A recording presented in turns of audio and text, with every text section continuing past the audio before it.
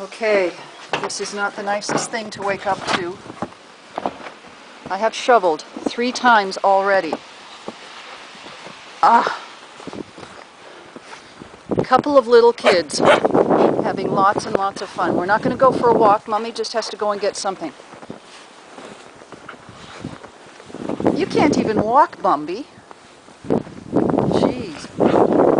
Look at what a problem she's having walking. Gertie's okay. Bumby, you still love it, don't you? I know you do. Okay, that's enough. So a friend, shush!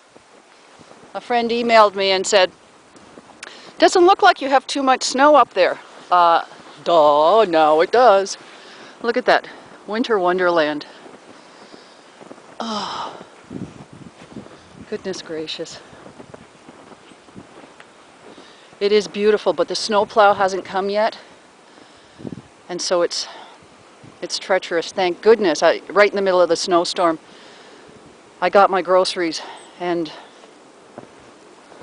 so I'm set for a few days. I don't have to worry about food. Okay, Bambolina? I just have to go and get some heavy-duty boots.